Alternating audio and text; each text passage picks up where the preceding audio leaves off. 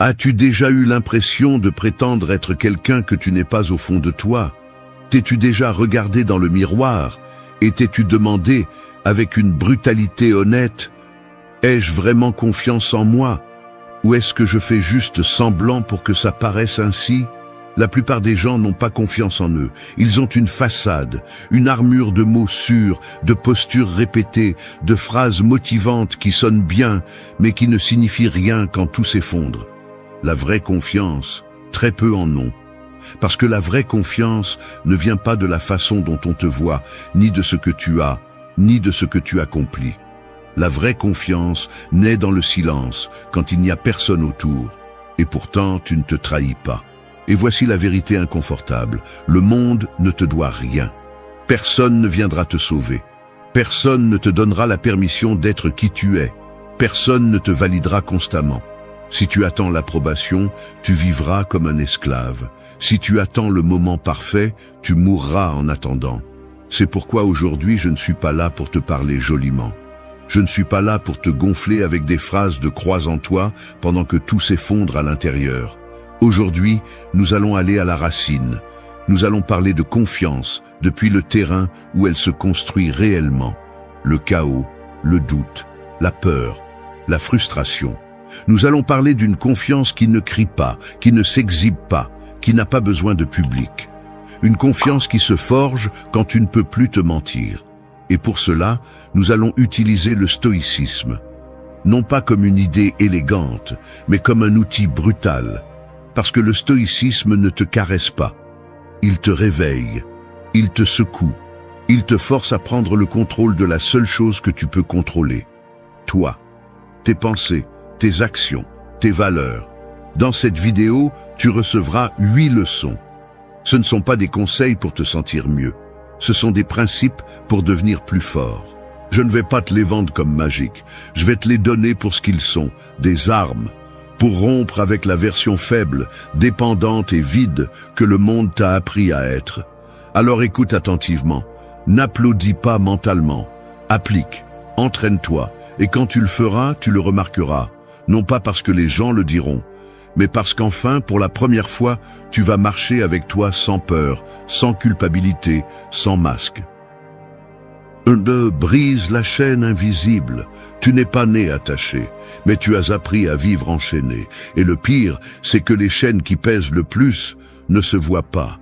Elles ne font pas de bruit, elles ne brillent pas, elles ne te serrent pas la peau. Mais elles te freinent chaque fois que tu veux avancer. Elles te murmurent que tu n'es pas assez, que ce n'est pas ton moment, que quelqu'un d'autre mérite cette place. Que toi, non.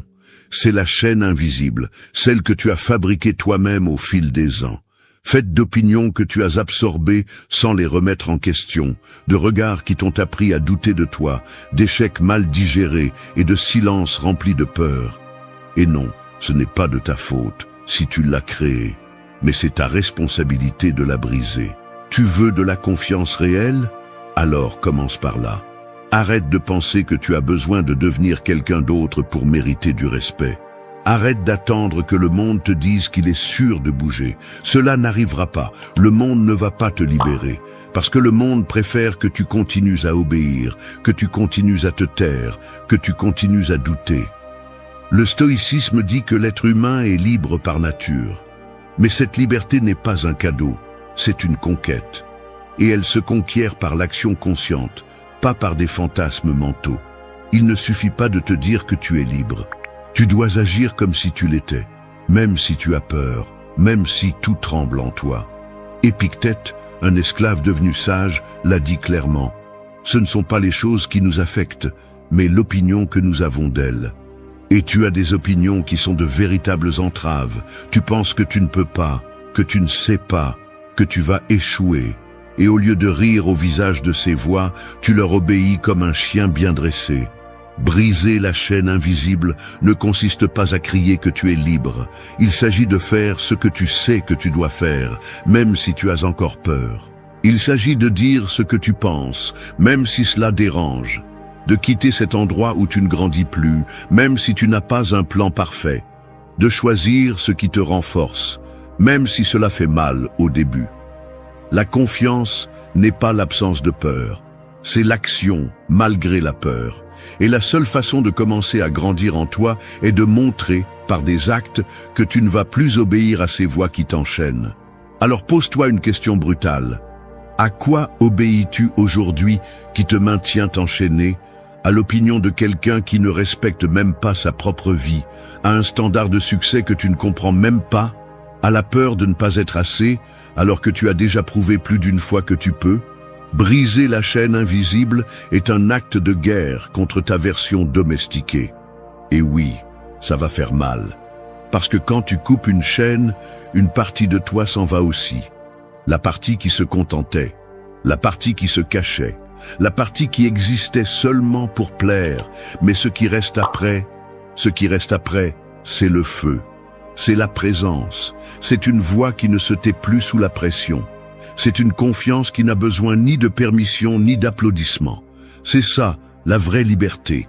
Et c'est la base d'une confiance qui ne se brise pas sous le regard des autres. Brise la chaîne invisible.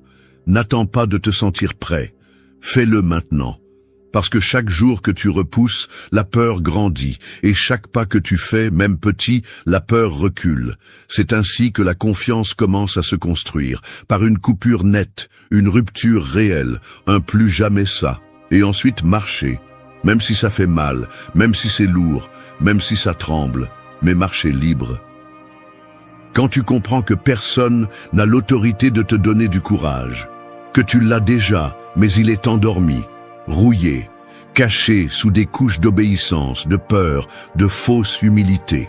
Combien d'opportunités as-tu laissé passer simplement en attendant le moment approprié? Combien de fois as-tu gardé ta vérité pour ne pas déranger? Combien de fois as-tu minimisé tes idées, tes talents, ta voix, en attendant que quelqu'un d'autre les valide? Arrête d'attendre. Personne ne viendra allumer la torche pour toi. Personne ne va prendre de risques à ta place. Personne ne va vivre ta vie. Et chaque jour que tu passes à attendre est un jour que tu te refuses à toi-même. Ce point n'est pas seulement un conseil. C'est un ordre, parce qu'il y a des batailles internes qui ne se gagnent pas avec douceur. Il y a des moments où tu dois te dire en face, ça suffit. Assez de rester immobile. Assez de demander si tu peux. Assez de vouloir plaire pour avancer. Assez de demander la permission d'être toi. La vie ne demande pas à l'eau si elle peut couler. Elle ne demande pas au feu s'il peut brûler. Ils le font simplement. Et toi, qui es conscient, qui as une voix, une pensée et une volonté, vas-tu continuer à attendre la permission des dieux pour bouger? Personne ne va te toucher l'épaule et te donner le feu vert. Personne ne va te descendre la lune comme un signe. Personne ne va te dire « c'est ton tour ». Le tour est maintenant. La permission, c'est toi qui la donnes. Et si tu ne la donnes pas, tu vas rester à vivre à moitié, faisant de ta vie une répétition éternelle. Jusqu'à ce qu'un jour, tu te rendes compte que la scène s'est éteinte et que tu n'es même pas entré. Arrête d'attendre la permission des dieux. Agis comme si tu étais déjà libre. Parce qu'au fond, tu l'as toujours été. Seulement, tu n'as pas osé le croire. 3. Occupe la place qui est déjà la tienne. Il y a des espaces qui t'appartiennent, même si tu n'oses pas encore les fouler. Des endroits où tu pourrais déjà être, mais tu n'y es pas. Non pas parce que tu ne peux pas, mais parce que tu n'y crois pas. Parce que tu doutes, parce que tu penses que quelqu'un d'autre le mérite plus, parce qu'au fond, tu continues à voir ta valeur comme quelque chose à gagner, pas comme quelque chose qui existe déjà.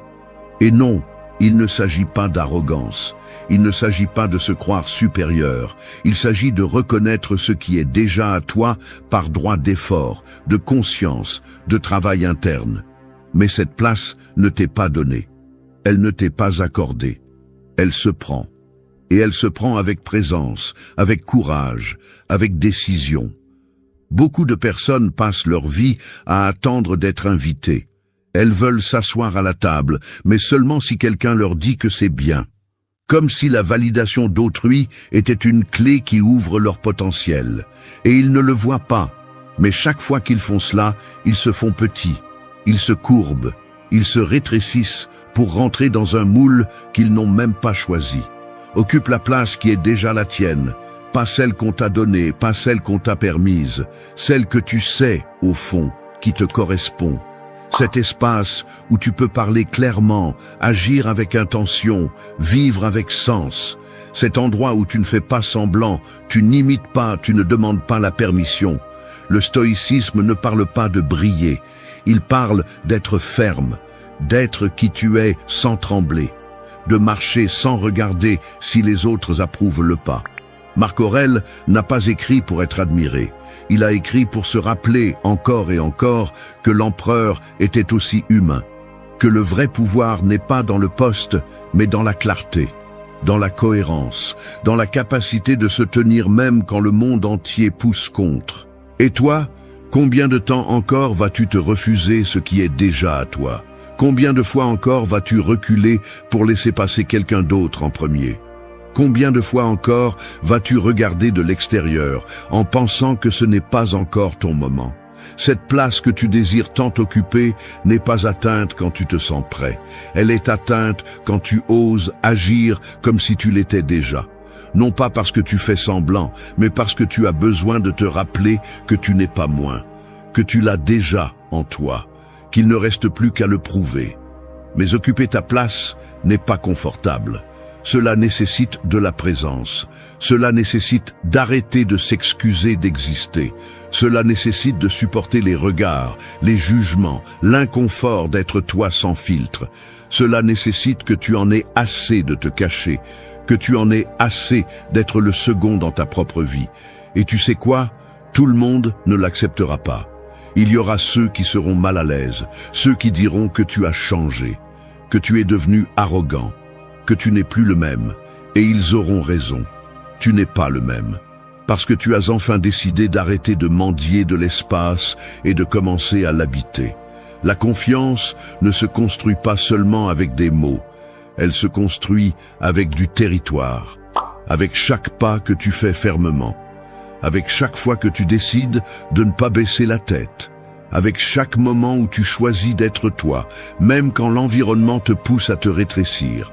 Occupe la place qui est déjà la tienne, non pas pour prouver quoi que ce soit à qui que ce soit, mais pour ne pas te décevoir une fois de plus.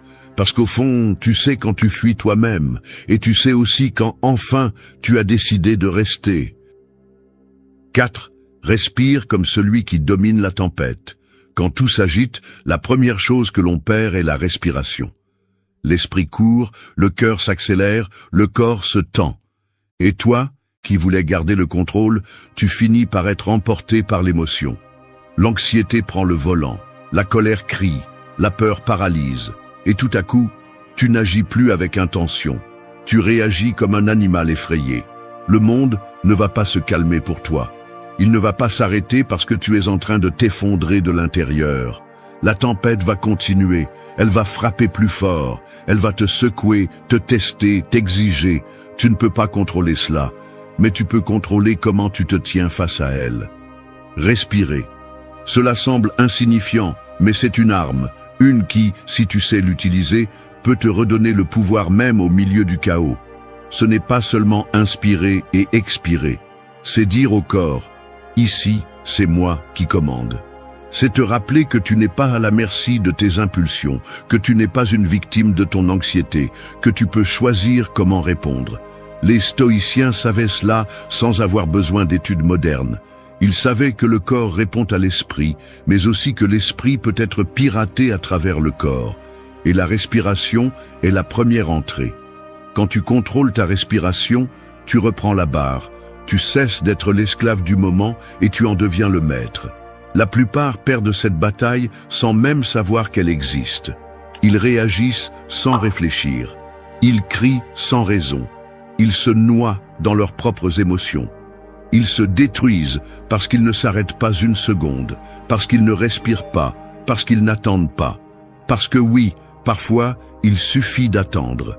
Quelques secondes, une respiration profonde, un moment de silence entre le stimulus et la réponse.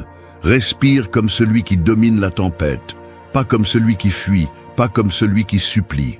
Respire comme celui qui a décidé de ne pas se laisser emporter. Comme celui qui sait que, même si tout s'effondre à l'extérieur, à l'intérieur, il y a un centre qui reste ferme. Et ce centre ne s'achète pas, ne se transmet pas, ne se simule pas. Il se forme. Chaque fois que tu choisis de ne pas exploser, de ne pas courir, de ne pas abandonner, tu formes cette force. Chaque fois que tu respires profondément au milieu du chaos, tu dis à ton système nerveux « Nous allons bien, nous n'allons pas nous briser ». Et cela, c'est de la confiance. Pas le cri de fausse sécurité, mais le calme silencieux qui soutient tout quand tout le reste échoue. Tu n'as pas besoin de contrôler le monde, tu as juste besoin de te contrôler toi-même. Et cela commence par quelque chose d'aussi simple, d'aussi puissant et d'aussi négligé que la respiration. Respirer pour ne pas agir à partir de la blessure. Respirer pour ne pas répéter les schémas. Respirer pour pouvoir penser, pour pouvoir voir, pour pouvoir décider clairement. Il ne s'agit pas de spiritualité bon marché ni de techniques à la mode. Il s'agit de survivre avec dignité, de répondre comme un être humain, pas comme un animal blessé, de te tenir au milieu du chaos sans te trahir, sans te perdre, sans te rabaisser. Quand tout brûle, respire. Quand on t'attaque, respire. Quand tu te sens au bord du gouffre, respire. Parce que si tu peux respirer, tu peux penser. Et si tu peux penser, tu peux choisir. Et si tu peux choisir, tu peux tout changer. Respirer, c'est le pouvoir sur toi. Et celui qui a le pouvoir sur lui-même n'a pas besoin de contrôler les autres. Il peut marcher en paix même au milieu du feu. Il peut agir avec fermeté, même quand tout tremble. Il peut vivre en confiance, non pas parce que le monde est sûr, mais parce qu'à l'intérieur de lui, il y a quelque chose qui ne se brise pas. 5. Arrache-toi le masque, regarde-toi en face. Vivre avec un masque, c'est comme utiliser un miroir embué pour te coiffer chaque matin. Tu te vois, oui, mais jamais clairement, jamais complètement. Juste des formes vagues, une silhouette floue de ce que tu es vraiment. Et c'est ainsi que tu passes tes journées, croyant te connaître, alors qu'en réalité, tu ne connais que la version éditée que tu as inventée pour te protéger. Tu ne peux pas construire une véritable confiance si tu ne sais pas qui tu es. Et tu ne peux pas savoir qui tu es si tu continues à jouer la comédie. Si chaque jour, tu mets un masque différent pour t'intégrer, pour être apprécié, pour ne pas déranger, pour paraître plus fort, plus heureux, plus sûr de ce que tu ressens vraiment. Nous portons tous des masques. Depuis notre plus jeune âge, nous avons appris à cacher ce que nous ressentons pour être acceptés, à sourire quand nous voulions pleurer, à dire « tout va bien » quand tout était brisé à l'intérieur. Nous avons appris à être fonctionnels plutôt qu'à être authentiques.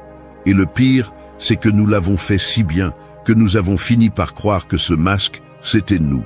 Mais ce n'est pas nous. Le masque est une stratégie. C'est un mécanisme de défense. Il a servi à un moment donné. Peut-être t'a-t-il protégé, peut-être t'a-t-il aidé à survivre, mais il ne s'agit plus de survivre, il s'agit de vivre, de vraiment vivre, et pour cela tu dois l'arracher. Ce n'est pas facile, parce qu'il ne te protège pas seulement, il te cache aussi de toi-même. Tant que tu le portes, tu peux te mentir. Tu peux dire que tout va bien, que tu n'as pas peur, que tu te fiches de ce que les autres pensent. Mais au fond, tu sais que ça compte, que ça fait mal, que tu es en fuite. Le stoïcisme ne parle pas de prétendre être fort. Il parle de faire face à ce qui est. Il parle de regarder son propre âme sans fioriture, sans excuse, sans filtre. Sénèque disait « La vérité se montre nue ». Et tu ne peux pas construire une vérité si tu es déguisé. Regarde-toi, en face, sans masque, sans l'image que tu montres sur les réseaux sociaux, sans le personnage que tu as créé pour survivre. Regarde-toi tel que tu es vraiment, avec tes vides, tes peurs, tes échecs, tes blessures, non pas pour te punir, non pas pour te détruire, mais pour te reconnaître. Parce que ce qui n'est pas reconnu ne peut pas être transformé. Il n'y a pas d'acte plus courageux que de se regarder sans mentir. Parce que c'est là que commence la véritable confiance. Non pas en montrant ce que tu sais, mais en acceptant ce que tu ignores. Non pas en prétendant que tu es fort, mais en reconnaissant où tu te brises. La confiance naît de la vérité, et la vérité parfois brûle. Qui es-tu quand personne ne te regarde?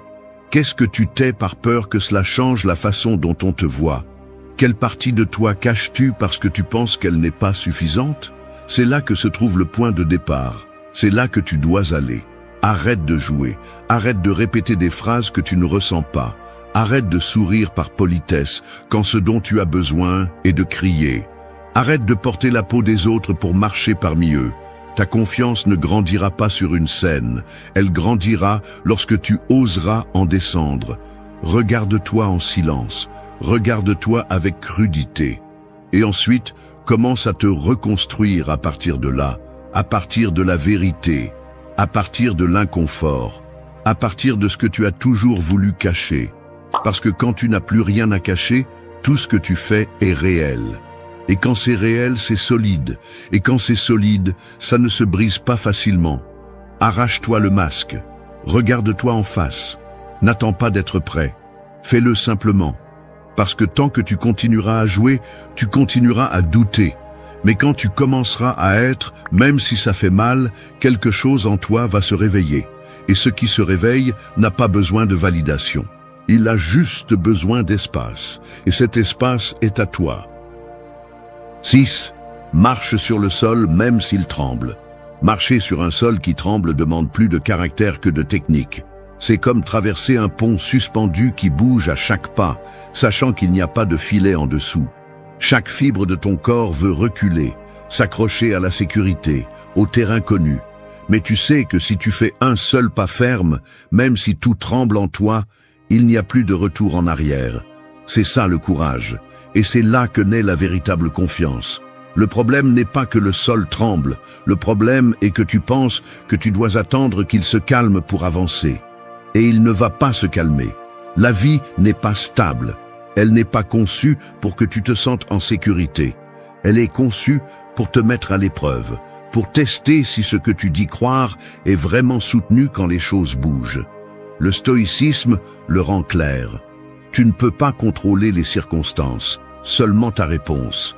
Et souvent, cette réponse se résume en une seule décision. Soit tu te paralyses, soit tu avances. Soit tu laisses le tremblement dicter ta vie, soit tu décides que tu vas marcher malgré lui. La confiance n'est pas l'absence de tremblement. C'est le choix d'avancer avec peur. C'est la capacité de marcher fermement au milieu de l'incertitude. C'est la force de tenir ton chemin même quand tes jambes ne cessent de trembler. Parce que tu sais que si tu t'arrêtes par peur, cette peur devient ton maître. Tu ne vas pas te sentir prêt. Tu ne vas pas te sentir à l'aise. Tu vas douter. Tu vas sentir que tout peut mal tourner. Mais si tu attends de te sentir fort pour agir, tu vas vivre arrêté. Parce que la force arrive quand tu avances, pas avant. C'est dans le mouvement que tu te renforces. C'est dans le feu que l'acier est trempé. Chaque personne que tu vois sûre, ferme, déterminée, a aussi tremblé, a aussi douté, a aussi senti qu'elle ne pouvait pas. Mais elle ne s'est pas arrêtée. Elle ne s'est pas laissée dominer par cette première impulsion de reculer. Elle a décidé de marcher comme si elle avait déjà la sécurité qu'elle ne ressentait pas encore. Et dans cet acte de bravoure, elle a commencé à la construire. Marcher sur le sol, même s'il tremble, c'est te rappeler que tu es plus que ta peur. Que tu peux la ressentir sans la laisser te contrôler, que tu peux avoir des doutes sans abandonner, que tu peux être dans le chaos sans perdre ton axe. Et cela s'entraîne. Chaque fois que tu choisis d'agir, même si tu n'as pas de certitude, tu entraînes ta confiance. Chaque fois que tu fais un pas, alors que ton esprit crie « Attends », tu gagnes du terrain. Personne ne va te donner de stabilité externe. Personne ne va venir te sécuriser le chemin. Mais tu peux trouver de la stabilité en toi, non pas comme une certitude absolue, mais comme une conviction. Quoi qu'il arrive, je vais le soutenir. C'est l'attitude stoïcienne, et c'est aussi l'attitude de celui qui se respecte. Alors, arrête d'attendre le moment parfait. Marche maintenant, même si tu sens que tu vas tomber. Parce que même si tu tombes, tu apprendras à te relever. Et chaque chute renforcera tes jambes, chaque pas tremblant affinera ton focus, et il viendra un moment où le sol pourra continuer à trembler, mais pas toi. Le respect de soi ne se construit pas dans le calme, il se construit dans la tempête. Il se construit lorsque tu décides d'avancer avec le cœur battant fort, avec la voix brisée, avec le doute criant dans ton oreille. Et pourtant, tu marches, parce que ta décision vaut plus que ta peur. Marche sur le sol, même s'il tremble, non pas par un courage parfait, mais par un engagement envers toi-même. Parce que chaque pas que tu fais ainsi, imparfait, réel, honnête, te rapproche du type de personne qui n'a plus besoin que le monde se calme pour marcher avec assurance. 7. Brûle le déguisement de la complaisance. Essayer de plaire à tout le monde, c'est comme marcher avec un masque qui change de forme à chaque personne que tu croises. Tu finis épuisé, confus, déconnecté. Et le pire, c'est qu'après tant d'efforts pour t'intégrer, tu ne sais même pas qui tu es. Tu sais seulement que tu as été de nombreuses versions, mais aucune authentique. Le désir de plaire n'est pas de la tendresse, c'est une prison. C'est une chaîne déguisée en courtoisie. C'est un poison lent qui se déguise en bonne intention. Parce qu'au fond, ce qu'il cherche vraiment n'est pas la connexion, mais l'acceptation désespérée. Ce n'est pas de l'empathie, c'est du besoin. Un besoin dangereux, celui d'être validé à tout prix, même à tes propres dépens. Les gens qui vivent pour plaire finissent par se trahir. Ils disent oui quand ils veulent dire non. Ils se taisent quand ils devraient parler. Ils sourient quand tout à l'intérieur brûle. Ils changent d'opinion en fonction de la pièce dans laquelle ils se trouvent. Et bien qu'ils semblent bien, à l'intérieur ils pourrissent. Parce que rien ne corrompt plus l'âme que de vivre en fonction des attentes des autres. Le stoïcisme ne te demande pas d'être grossier, mais il exige que tu sois réel. Tu ne peux pas marcher avec dignité si tu mesures constamment chaque mot, chaque geste, chaque décision, pour ne pas déranger. Sénèque le disait clairement, celui qui essaie de plaire à tout le monde ne se plaît pas à lui-même. Et si tu ne te plais pas à toi, comment peux-tu avoir confiance en toi ? Brûler le déguisement de la complaisance ne signifie pas devenir un rebelle sans cause. Cela signifie que tu arrêtes de te vendre à bas prix, que tu arrêtes de te déguiser en fonction de ce qu'on attend de toi. Cela signifie que tu choisis de déranger si cela signifie être cohérent, que tu préfères décevoir les autres plutôt que de te trahir une fois de plus. Il n'y a rien de plus épuisant que d'essayer d'être aimé de tous. Parce que tu seras toujours trop pour certains et pas assez pour d'autres. Il y aura toujours quelqu'un pour te critiquer, quelqu'un qui ne te comprendra pas, quelqu'un qui voudra que tu sois différent. Et si tu t'ajustes à chacun, tu finis par te perdre. Tu deviens un écho sans voix propre, une ombre qui n'existe que lorsque d'autres regardent. La vraie confiance se construit lorsque ton opinion de toi pèse plus que l'opinion des autres. Lorsque tu sais qui tu es, quelles sont tes valeurs, quelles sont les limites que tu ne franchiras pas, même si cela signifie perdre de l'affection, de la reconnaissance, des éloges. Parce que ce que tu gagnes est beaucoup plus grand, ton propre respect. Brûle le déguisement de la complaisance, ne le plie pas, ne le garde pas au cas où. Brûle-le, réduis-le en cendres, parce que tant qu'il y aura la possibilité de le réutiliser, tu le feras. Et chaque fois que tu l'utilises, tu perds un peu plus de toi. Tu vas déranger, tu vas décevoir, tu vas recevoir du rejet, mais tu vas aussi commencer à attirer ce qui est réel. Des personnes qui te respectent pour ce que tu es, pas pour ce que tu prétends être. Des relations qui se construisent sur l'authenticité, pas sur des masques sociaux. Tu ne peux pas marcher en toute confiance si tu demandes la permission avec les yeux. Tu ne peux pas avancer si chaque pas dépend de l'approbation externe. Tu ne peux pas avoir confiance en toi si tu t'es entraîné à plaire aux autres avant de t'écouter toi-même. Alors choisis. Tu peux continuer à jouer et être aimé de tous, sauf de toi. Ou tu peux commencer à être toi et peut-être perdre certaines choses, mais gagner quelque chose que personne ne peut te donner, la liberté intérieure. Et cette liberté vaut plus que n'importe quel applaudissement. Brûle le déguisement de la complaisance. Que la seule chose qui brille en toi soit la vérité, pas le reflet de ce que les autres veulent voir. 8. Sois l'esclave de ta parole, pas de tes excuses. Une personne vaut ce que vaut sa parole, non pas ce qu'elle dit, mais ce qu'elle accomplit. Non pas ce qu'elle promet lorsqu'elle est motivée, mais ce qu'elle soutient quand personne ne la regarde. Parce que parler est facile, promettre est facile, planifier est facile. Ce qui est difficile, c'est de rester fidèle à ce que tu as dit que tu ferais quand tu n'as plus envie, quand on ne t'applaudit pas, quand le chemin devient inconfortable. Nous vivons à une époque où la parole pèse peu. On dit « je vais changer » comme on dit « je vais boire de l'eau ».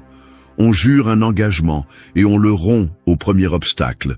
On promet et on reporte. Et chaque fois que tu fais cela, tu ne déçois pas seulement les autres, tu te déçois toi-même. Ton esprit l'enregistre, ton corps le ressent, et ta confiance se brise un peu plus. Le stoïcisme est brutalement clair sur ce point. La cohérence est la loi. Si tu dis quelque chose, tu le fais. Si tu t'engages, tu le respectes. Non pas parce qu'il y a des conséquences externes, mais parce que ta dignité en dépend. Parce que si ta parole n'a pas de valeur, tu n'en as pas non plus. Tu es de la fumée, tu es du bruit, tu es une promesse sans structure. Sois l'esclave de ta parole, non pas par orgueil, mais par respect de soi. Si tu as dit que tu allais t'entraîner, tu t'entraînes. Si tu as dit que tu allais abandonner quelque chose qui te détruit, tu l'abandonnes. Si tu as dit que tu allais commencer, tu commences. Pas quand c'est facile, pas quand tu te sens inspiré. Maintenant, même si ça fait mal, même si tu n'en as pas envie, même si tu es fatigué, les excuses semblent logiques, même nobles. Ce n'est pas le moment. Je ne suis pas prêt. J'ai passé une mauvaise journée.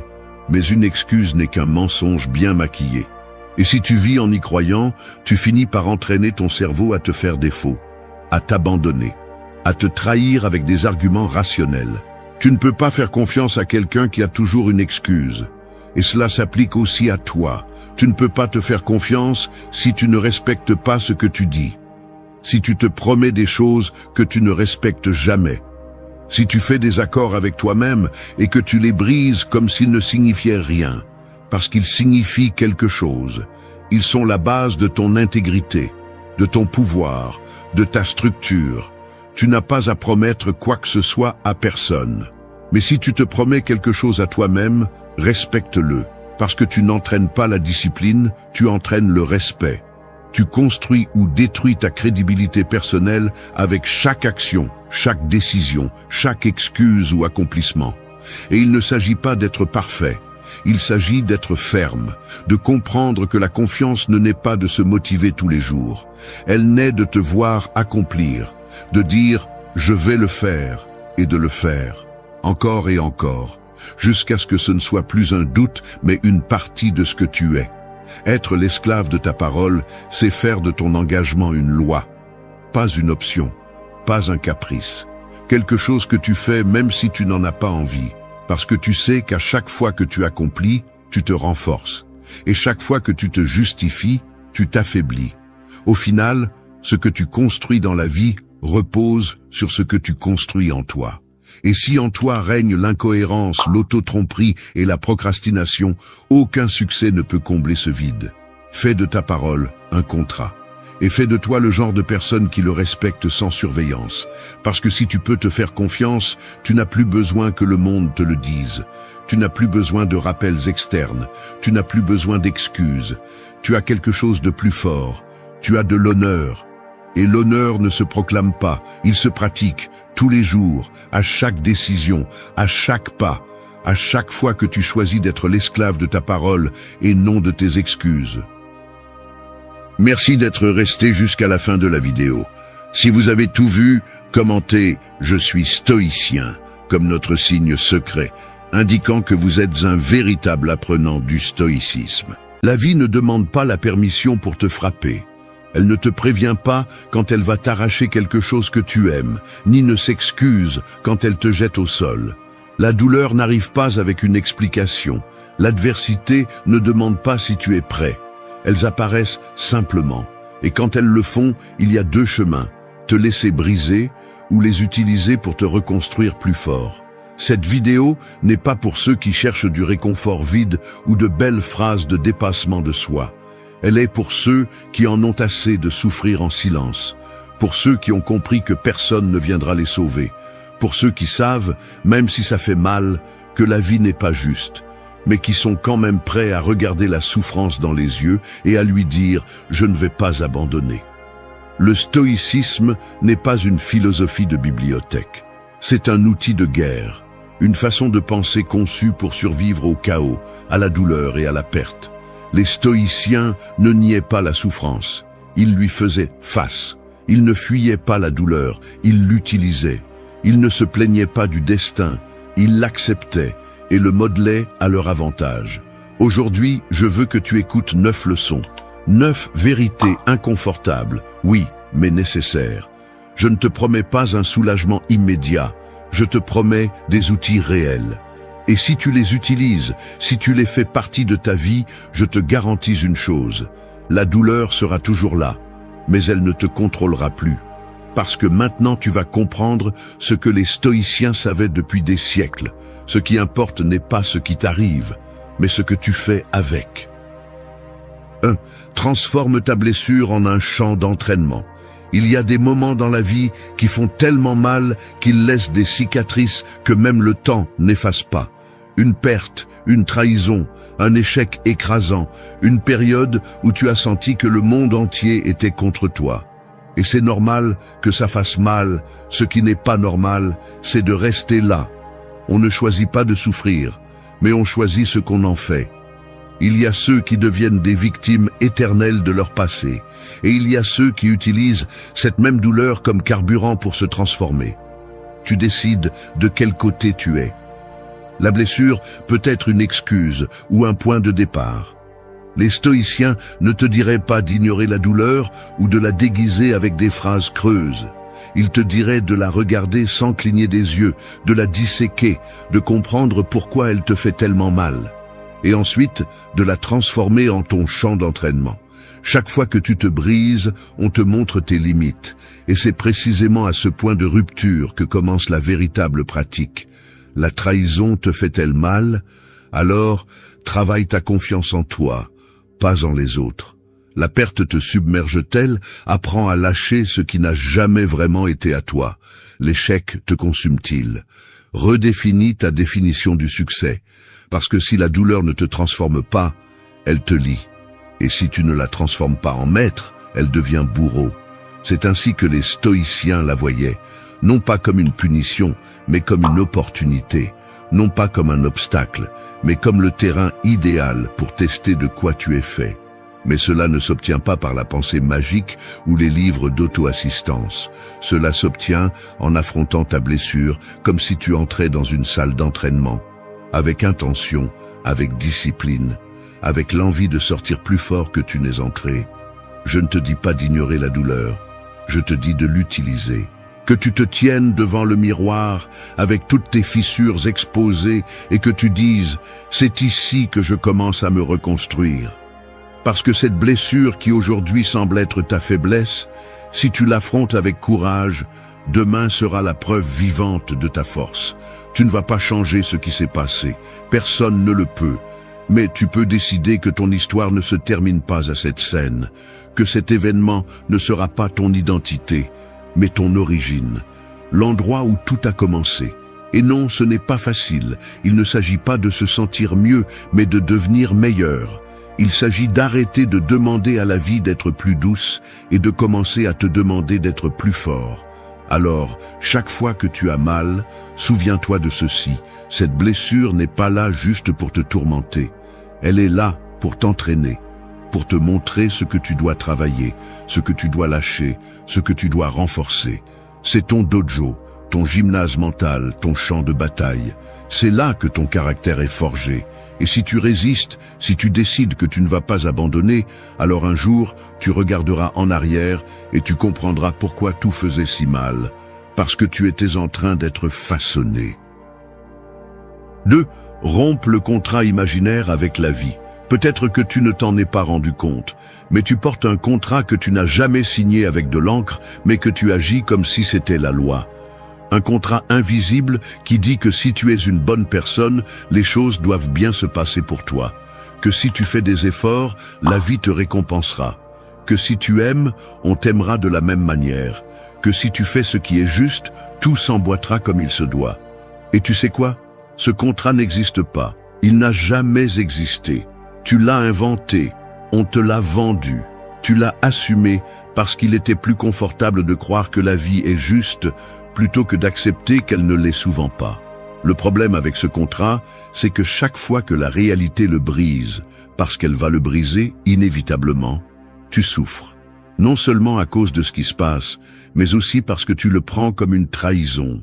Comme si l'univers te devait quelque chose. Mais l'univers ne te doit rien. Il n'y a pas de garantie, pas de promesse. Il n'y a pas une clause qui dit que la souffrance ne touche que les méchants et le bonheur les bons. Ça ne fonctionne pas comme ça. Et plus tôt tu le comprendras, plus tôt tu arrêteras de te battre contre l'inévitable. Les stoïciens le savaient bien. Ils n'attendaient pas que la vie les traite avec douceur. Ils ne faisaient pas ce qui est juste pour être récompensés. Ils le faisaient parce que c'était juste. Un point, c'est tout. Ils vivaient avec vertu, non pas par peur de la punition ou par désir de récompense, mais parce qu'ils savaient que c'était la seule façon d'avoir un véritable contrôle, le contrôle sur soi-même. Tout le reste, le résultat, l'opinion des autres, la fortune ou le malheur, est hors de tes mains. Rompre ce contrat imaginaire est un acte de libération. C'est arrêter d'attendre que les choses se passent comme tu le souhaites simplement parce que tu crois qu'elles devraient. C'est comprendre que la vie n'est pas conçue pour te faire plaisir. Elle est conçue pour continuer, avec ou sans toi, avec ta joie ou ta douleur. La question n'est pas « pourquoi cela m'arrive-t-il ?», mais « que vais-je faire de ce qui m'arrive ?» Regarde, je ne dis pas que tu dois renoncer à l'espoir ou que tu dois devenir une pierre sans émotion. Je dis que tu dois arrêter de négocier avec la vie comme si c'était un accord commercial. Ce n'est pas le cas. Et chaque fois que tu attends quelque chose en retour pour ton effort, pour ta bonté, pour ton amour, tu te prépares à une déception. Fais ce qui est juste parce que oui. Donne le meilleur de toi sans garantie. Aime en sachant que tu pourrais perdre. Et pourtant choisis de le faire. Ce n'est que lorsque tu arrêtes d'attendre que la vie soit juste que tu peux commencer à être juste toi-même. Ce n'est que lorsque tu acceptes que la douleur peut arriver, même si tu fais tout bien, que tu peux y faire face sans ressentiment. Ce n'est que lorsque tu romps ce contrat invisible que tu peux vivre avec une véritable liberté. Parce que tu ne te plains plus à chaque coup que tu n'attendais pas. Maintenant, tu es prêt à répondre. Et répondre avec force, avec intégrité, avec courage. Alors romps ce contrat, détruis-le. Réduis-le en miettes. Et à sa place, écris un nouveau principe. Je vais vivre avec vertu, non pas parce que le monde me récompense, mais parce que c'est la seule façon de ne pas me perdre moi-même quand tout le reste échoue. C'est la seule promesse qui compte. Tout le reste, c'est du bruit. 3. Lâche le fouet de la plainte et saisis le marteau de l'action. Se plaindre est facile. Tout le monde peut le faire. En fait, beaucoup de gens font de la plainte un mode de vie. Ils se lèvent et maudissent le lundi, blâment le gouvernement, la famille, le partenaire, le climat, les autres, le passé. Ils se plaignent de la douleur, de ce qu'ils n'ont pas, de ce qu'ils ont perdu, de ce qui n'est pas arrivé. Et oui, ils peuvent avoir des raisons valables de se sentir mal, mais il y a une vérité crue qui fait mal à accepter. Se plaindre ne change rien. Les stoïciens méprisaient la plainte inutile. Non pas parce qu'ils étaient insensibles, mais parce qu'ils comprenaient que plus vous passez de temps à pleurer sur ce que vous ne pouvez pas contrôler, moins vous avez d'énergie pour agir sur ce que vous pouvez. Pour eux, chaque lamentation était une occasion perdue de faire quelque chose. Chaque fois que vous vous enlisez dans l'auto-apitoiement, vous brandissez un fouet qui ne tombe que sur vous-même, encore et encore, sans but, sans progrès, juste pour vous rappeler à quel point vous êtes mal. Et qu'est-ce que vous obtenez avec ça? Rien. Plus de souffrance, plus d'amertume, plus de paralysie. La plainte est un poison lent. Elle vous endort, vous convainc que vous êtes une victime et non un protagoniste. Elle vous fait croire que le monde vous doit quelque chose et que vous n'avez aucune responsabilité dans votre propre vie. Mais le stoïcisme ne laisse pas de place à cette attitude. Il vous lance un seau d'eau froide et vous dit « Lève-toi, fais quelque chose. Peut-être que ce n'est pas de ta faute, mais c'est ta responsabilité. » Parce que l'action est la seule chose qui transforme la douleur en quelque chose d'utile. Saisir le marteau de l'action ne signifie pas nier ce qui fait mal, ni se forcer à être fort. Cela signifie prendre ce que vous avez, même si c'est peu, même si vous êtes brisé, et construire avec cela. C'est commencer là où vous êtes, avec ce que vous avez, même si ce n'est pas juste, même si ce n'est pas suffisant. Ne vous arrêtez pas pour pleurer sur le marteau rouillé. Utilisez-le. Donnez le premier coup, même si votre main tremble. Même si le résultat n'est pas immédiat, même si personne ne vous applaudit, parce que l'acte de bouger est déjà, en soi, un triomphe. La plainte prolongée est un luxe que vous ne pouvez pas vous permettre si vous voulez sortir du trou. Je ne te dis pas d'ignorer ta douleur, je te dis de la canaliser, de la transformer en élan. Tu as mal? Bouge. Tu es fatigué? Fais-le quand même. Tu as l'impression que personne ne te comprend? Peu importe, tu n'es pas venu chercher de la compréhension, tu es venu forger du caractère. Et cela ne se fait qu'en agissant, pas en se plaignant. Chaque minute que vous passez à regretter comment les choses devraient être est une minute que vous pourriez utiliser pour les changer. Les stoïciens savaient que vous ne pouviez pas toujours changer votre situation, mais vous pouviez toujours changer votre attitude. Et cela change tout.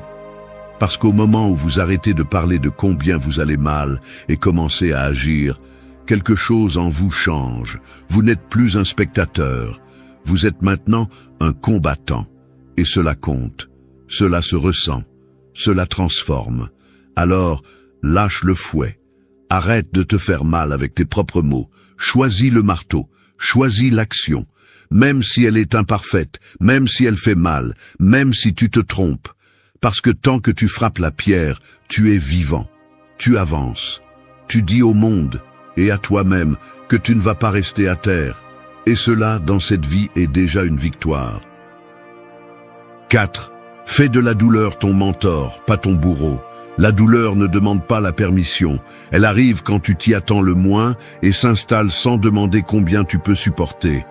Elle est inconfortable, implacable, et parfois semble venir avec la seule intention de te détruire de l'intérieur. Mais voici la vérité que peu veulent accepter. La douleur n'a pas de volonté propre. Elle n'est pas ton ennemi, jusqu'à ce que tu décides de la transformer en une. Car la douleur en elle-même ne te ruine pas. Ce qui te ruine, c'est la façon dont tu l'interprètes, dont tu la confrontes, dont tu permets qu'elle te façonne. Pour les stoïciens, la douleur était une partie naturelle du chemin. Ils ne l'adoraient pas, mais ne la maudissaient pas non plus. Ils la regardaient en face, sans fioriture, sans drame, et se demandaient « Qu'est-ce que je peux apprendre de cela ?»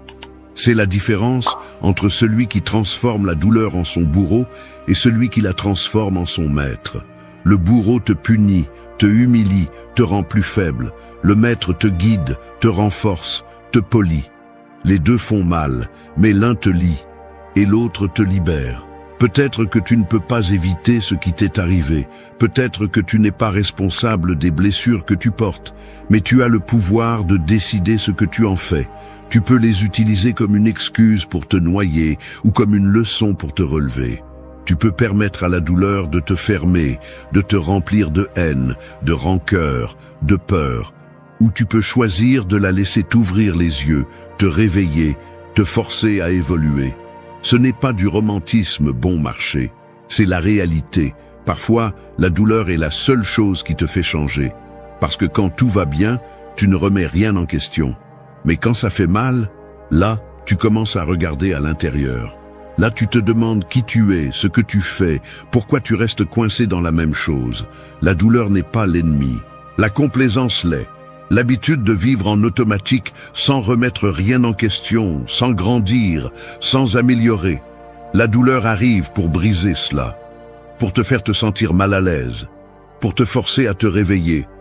Et oui, c'est dur. Parce qu'au début, ça semble injuste. Parce que le corps fait mal, l'esprit fait mal, l'âme fait mal.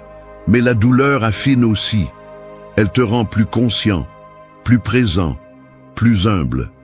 Elle te montre tes limites, tes erreurs, tes attachements. Elle t'enseigne ce que tu ne voulais pas voir auparavant. Et si tu as le courage de l'écouter sans te victimiser, tu vas trouver là des réponses qu'aucun confort n'a pu te donner. Les stoïciens ne cherchaient pas la douleur, mais quand elle arrivait, ils l'utilisaient. Ils ne la gaspillaient pas en lamentations inutiles. Ils la transformaient en discipline, en concentration, en sagesse. Ils savaient que s'ils laissaient la douleur faire son travail, s'ils ne résistaient pas et ne se plaignaient pas, ils en sortiraient transformés de l'autre côté. Et c'est ce que tu peux aussi faire. Tu n'es pas obligé de souffrir en vain. Tu peux utiliser cette douleur comme un ciseau qui sculpte, pas comme un fouet qui punit. Alors chaque fois que la douleur frappe à ta porte, ne fuis pas, ne te cache pas, ne la nie pas. Ouvre-lui, regarde-la dans les yeux et demande-lui « Qu'est-ce que tu viens m'apprendre ?»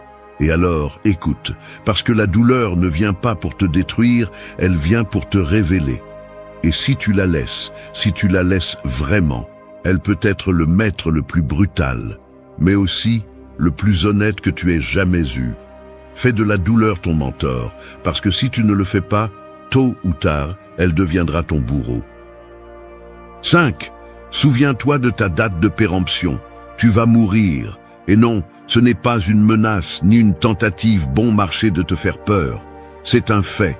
C'est une réalité que beaucoup préfèrent enterrer sous des tonnes de distractions, de routines vides et de fausses promesses d'éternité. Mais plus tu évites de regarder ta mort en face, plus tu deviens faible. Parce que lorsque tu oublies que tu as une date de péremption, tu commences à vivre comme si ton temps était infini. Et c'est là que tu perds. Les stoïciens ne voyaient pas la mort comme une fin sombre, mais comme une boussole. Une qui leur rappelait où aller et ce qui méritait leur attention. Ils pratiquaient le memento mori, une phrase simple mais puissante.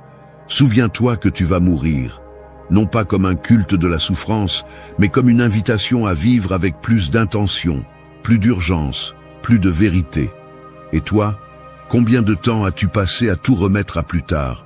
Combien de fois as-tu dit « je commence demain, quand je serai prêt, quand j'aurai le temps ?» Comme si le temps te devait quelque chose, comme si la vie était obligée de t'attendre. Mais elle ne l'est pas. Le temps passe, avec ou sans ton permission. Chaque jour que tu laisses passer est un jour de moins. Chaque moment que tu perds en choses inutiles est un moment que tu ne récupéreras jamais. Et le pire, c'est que tu vis comme si tu étais immortel. Alors que la seule chose certaine, c'est que tu ne l'es pas. La souffrance, la douleur, l'adversité, tout se transforme lorsque tu comprends que cela ne durera pas éternellement, que ce corps va échouer, que ce cœur va cesser de battre, qu'un jour tu vas fermer les yeux et ne plus jamais les rouvrir. Et quand cela s'inscrit dans ton âme, alors oui, tu commences à prioriser ce qui est important. Tu arrêtes de perdre du temps à te plaindre, à comparer, à ressentir du ressentiment.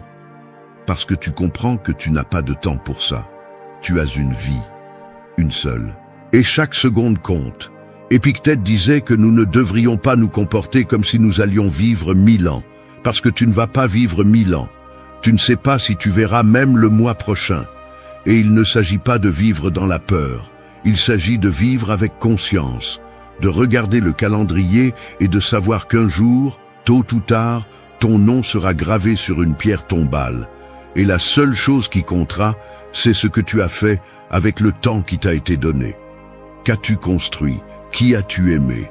Qu'as-tu laissé derrière toi? Ce souvenir de ta mort ne t'affaiblit pas, elle te libère. Parce que lorsque tu comprends que tu n'as rien de garanti, tu arrêtes d'attendre et tu commences à agir. Tu arrêtes de faire semblant et tu commences à vivre. Tu embrasses l'inconfort, le réel, l'urgence. Tu prends des décisions plus courageuses. Tu dis les vérités que tu as toujours gardées pour toi. Tu aimes plus fort.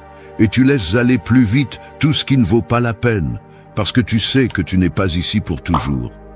La plupart des gens vivent sous anesthésie, comme s'ils allaient se réveiller demain et après-demain et le jour suivant sans faute, comme s'ils avaient une éternité dans leur poche.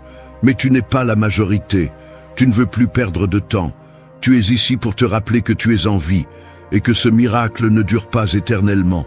Ne ignore pas la mort, ne la vois pas comme une ennemie, vois-la comme une alliée, comme une force qui te pousse à bouger, à grandir, à laisser une trace, qui te rappelle, chaque fois que tu clignes des yeux, que ce moment est unique, irrépétable. Il n'y a pas de deuxième essai, il n'y a pas de répétition, il n'y a pas de bouton de redémarrage. Et si aujourd'hui tu souffres, si aujourd'hui tu traverses une période difficile, souviens-toi de ceci, même cette douleur a une date d'expiration, même cette étape va se terminer. Alors utilise-la, presse-la, apprends d'elle, fais en sorte qu'elle compte. Parce que ce qui te détruit, ce n'est pas la souffrance, c'est de gaspiller ta vie en croyant que tu en auras une autre. Souviens-toi de ta date de péremption, écris-la dans ton esprit, porte-la avec toi comme un bouclier.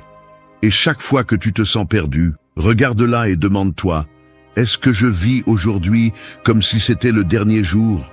Ou est-ce que je continue à dormir en attendant un demain qui ne viendra peut-être jamais? 6. Efface le nom des coupables et écris le tien.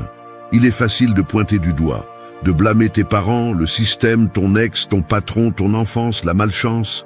Il est facile de dire « je suis comme ça à cause de… » et de remplir cette ligne avec le nom de celui qui t'a le plus marqué ou qui t'a fait le plus de mal. Mais la facilité ne transforme pas, et le confort, lorsqu'il devient une habitude, finit par être une prison. Les stoïciens avaient clairement compris quelque chose qui est difficile à accepter. Ce qu'on t'a fait peut faire mal, peut avoir laissé des cicatrices, peut même avoir marqué ton chemin, mais cela ne définit pas ton destin. La véritable force réside dans le fait de prendre le contrôle, même lorsque tu n'étais pas responsable de l'origine de la douleur. Parce que oui, il se peut que tu n'aies pas allumé le feu, mais si tu ne fais rien, tu finiras par te brûler dans les ruines pour toujours. Effacer le nom des coupables ne signifie pas que ce qu'ils t'ont fait était bien. Cela ne signifie pas que tu oublies, ni que tu nies ton histoire. Cela signifie que tu arrêtes de leur donner le volant de ta vie, que tu ne vas plus permettre que leurs erreurs te gouvernent, que tu ne vas pas rester attaché à une narration où tu es toujours la victime, parce que tant que tu continues à blâmer les autres, tu te prives du pouvoir de changer. Assumer ta part est inconfortable, c'est effrayant, parce que cela t'oblige à te regarder sans excuse, à reconnaître que bien souvent, c'est toi qui es resté là où tu savais que tu ne devais pas être, que c'est toi qui as accepté moins que ce que tu méritais, que c'est toi qui as gardé le silence quand tu devais parler, qui as attendu quand tu devais agir, qui as répété des erreurs que tu connaissais déjà. Il ne s'agit pas de te blâmer, il s'agit de reprendre la barre. Le stoïcisme ne croit pas aux excuses, il croit en la responsabilité. Pas dans un sens moralisateur ou punitif, mais dans un sens libérateur. Si tu assumes la responsabilité de ta vie, alors tu as le pouvoir de la changer. Si tu fais partie du problème, tu peux aussi faire partie de la solution. Et c'est ce qui est le plus brutal et en même temps le plus encourageant dans tout ce chemin. Tu peux toujours recommencer, mais seulement si tu acceptes que tu es aux commandes. Il y a une phrase de Marc Aurèle qui résume bien. Tu as le pouvoir sur ton esprit, pas sur les événements extérieurs. Réalise cela, et tu trouveras la force. Arrête d'attendre que le monde s'excuse, que la vie soit juste, que les autres changent. Prends le contrôle toi-même, décide toi-même, coupe les chaînes toi-même, prends en charge toi-même, parce que si tu ne le fais pas, personne d'autre ne le fera. Et oui, cela va te coûter. Parce qu'assumer la responsabilité n'est pas seulement courageux, c'est douloureux. Mais cette douleur est le prix de la liberté. C'est le moment exact où tu arrêtes de répéter ton histoire et commences à l'écrire. Et dans cette nouvelle histoire, le protagoniste n'est pas coincé dans ce que les autres ont fait. Il est concentré sur ce qu'il va faire maintenant. Alors, efface les noms, biffe les excuses, fais le silence, et quand la poussière retombe, écris le seul nom qui compte dans cette nouvelle étape, le tien. Parce que si quelque chose change, ce sera parce que tu l'as changé. Pas parce que quelqu'un est venu te sauver, pas parce que la vie a été généreuse, mais parce que tu as décidé que c'était assez. Et quand tu arrives à ce point, quand tu assumes la charge complète, alors oui, tout commence à se transformer. 7. Marche pieds nus dans l'inconfort. Nous vivons à une époque obsédée par l'évitement du moindre frottement d'inconfort. Tout est conçu pour que tu ne ressentes rien. Des boutons qui t'évitent de te lever, des distractions qui taisent tes pensées, un divertissement constant pour que tu ne te confrontes pas à ton vide. La douleur est masquée par des pilules, les émotions sont anesthésiées par des écrans, et l'inconfort, on le fuit. Mais la vérité brute est que rien de précieux ne naît dans le confort. Rien de fort ne pousse dans un sol mou. Les stoïciens savaient que l'inconfort n'est pas quelque chose que tu devrais éviter. C'est quelque chose que tu devrais chercher. Marcher pieds nus à travers lui, le sentir, vivre avec lui, t'entraîner dans lui. Parce que c'est là que se forme le courage. C'est là que ton caractère est forgé par des coups durs, pas par des caresses. Tu n'es pas ici pour construire une bulle parfaite où rien ne fait mal. Tu es ici pour devenir quelqu'un qui, même s'il a mal, continue à marcher. L'inconfort te parle. Il te dit où tu es faible, ce que tu as évité, ce que tu as remis à plus tard. Il te met face à tes limites, à tes peurs, à tes excuses. Et si tu es courageux, tu ne t'échappes pas. Tu restes, tu l'affrontes, tu te brises si nécessaire, mais tu ne fuis pas. Parce que celui qui fuit toujours l'inconfort finit par en être l'esclave. Il devient petit, fragile, dépendant de ce que tout soit bien pour pouvoir être bien. Et on ne vit pas comme ça. On survit. Est-ce que ça te dérange d'être seul? Alors reste seul. Apprends à t'écouter. Est-ce que ça te dérange de parler en public? Alors parle. Est-ce que ça te dérange de dire ce que tu ressens, de prendre des décisions difficiles, de lâcher ce qui te pèse? Fais-le quand même. Parce que chaque pas que tu fais pieds nus sur ce qui dérange est un pas de plus loin de la peur. C'est un pas vers une version de toi plus forte, plus libre, plus réelle. Les stoïciens pratiquaient l'inconfort. Ils mangeaient simplement quand ils pouvaient se permettre des luxes. Ils dormaient parfois sur le sol. Ils marchaient sous la pluie. Non pas par masochisme, mais parce qu'ils comprenaient quelque chose que beaucoup oublient aujourd'hui. Si tu peux être fort quand tu n'en as pas besoin, tu seras prêt quand tu en auras besoin. Et cela te donne un avantage. Cela te donne la paix. Cela te donne du pouvoir. N'attends pas que la vie te frappe pour commencer à te durcir. Fais-le toi-même. Entraîne ton corps, ton esprit et ton âme dans l'inconfort avant que l'adversité ne t'y oblige. Ne sois pas de ceux qui ne se renforcent que lorsqu'ils n'ont plus le choix. Sois de ceux qui choisissent le chemin difficile parce qu'ils savent que c'est là que se trouve la véritable transformation. Marcher pieds nus dans l'inconfort ne signifie pas chercher à souffrir pour souffrir. Il s'agit de te rappeler que tu peux résister, que tu n'as pas besoin que tout soit parfait pour rester debout, que tu ne vas pas te briser en ressentant la peur, en affrontant l'inconfort, en étant exposé. Au contraire, chaque fois que tu le fais, tu grandis. Chaque fois que tu résistes sans anesthésie, sans excuse, sans t'échapper, tu gagnes un véritable pouvoir. Pas un pouvoir sur les autres, mais sur toi-même. Et cela vaut plus que n'importe quel confort vide.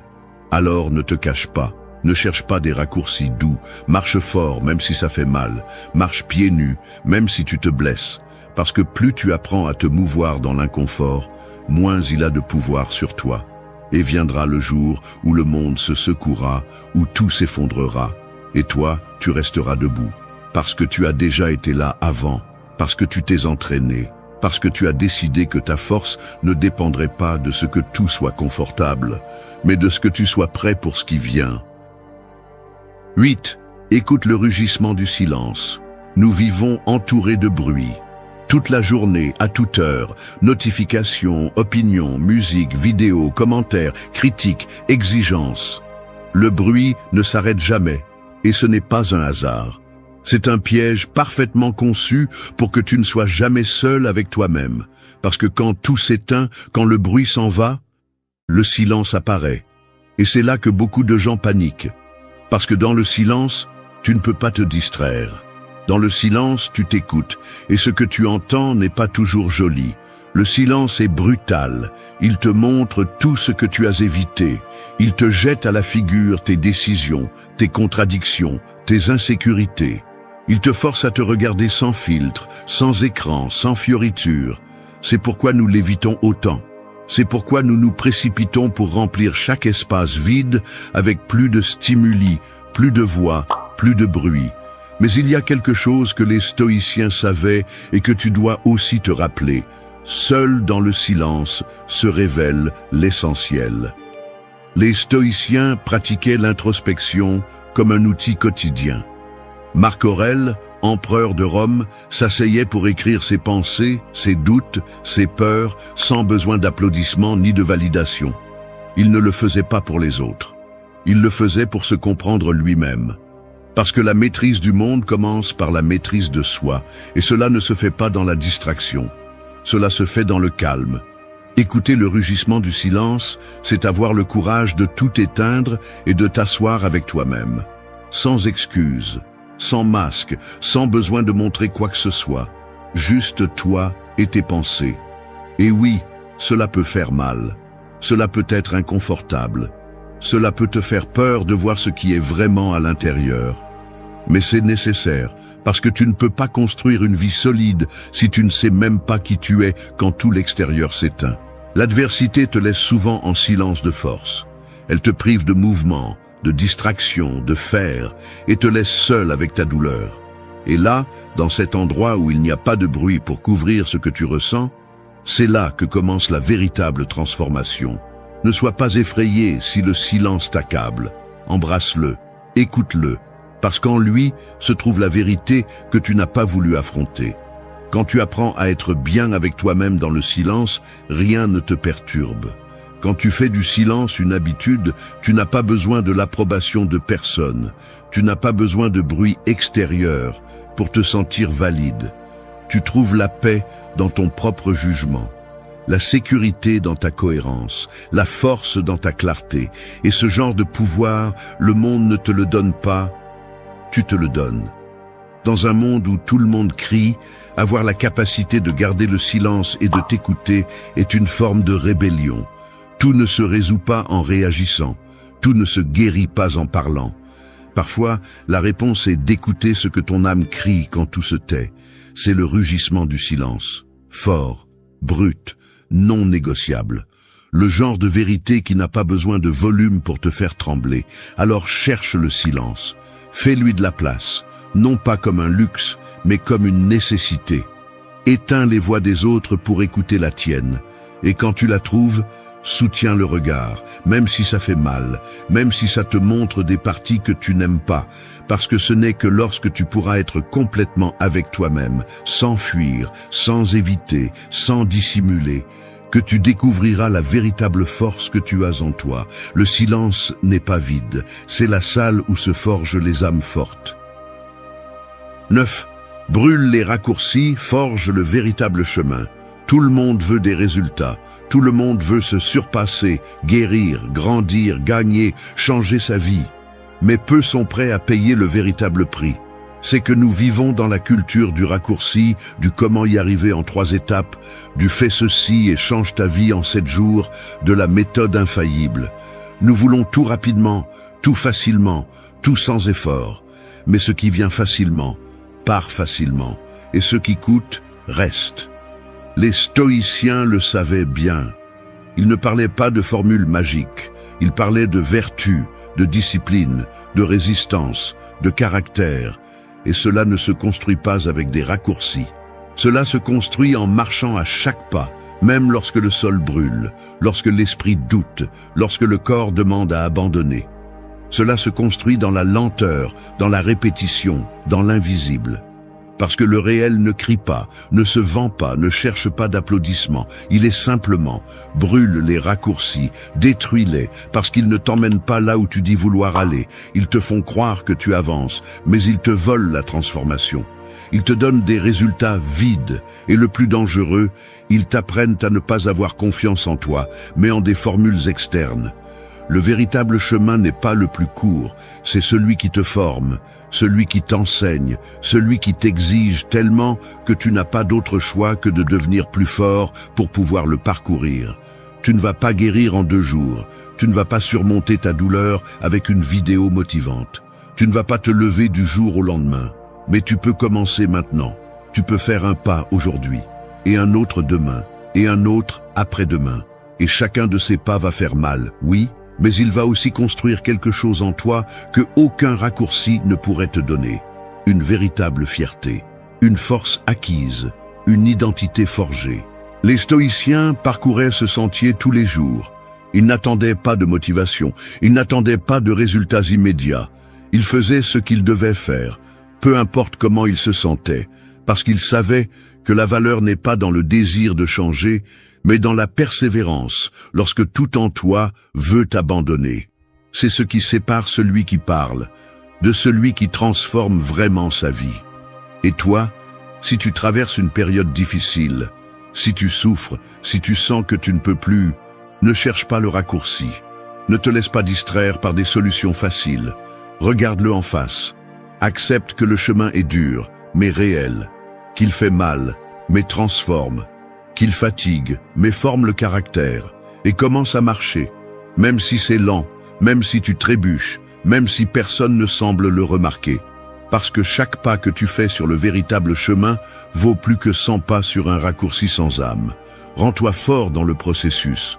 Prends plaisir à être parmi les rares qui ne renoncent pas, qui ne cherchent pas de sortie facile, qui choisissent la difficulté parce qu'ils savent que la difficulté est ce qui façonne.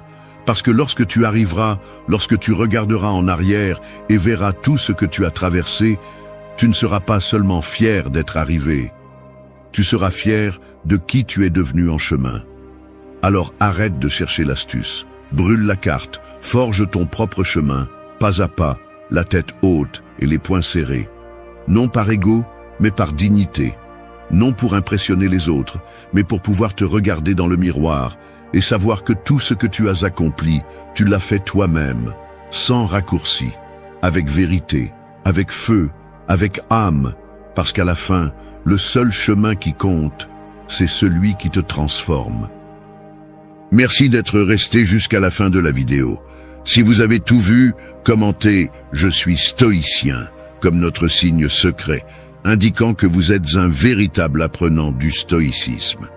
N'oubliez pas de vous abonner et de liker la vidéo si elle vous a plu. Rendez-vous dans la prochaine vidéo et rappelez-vous, continuez à cultiver votre esprit stoïque.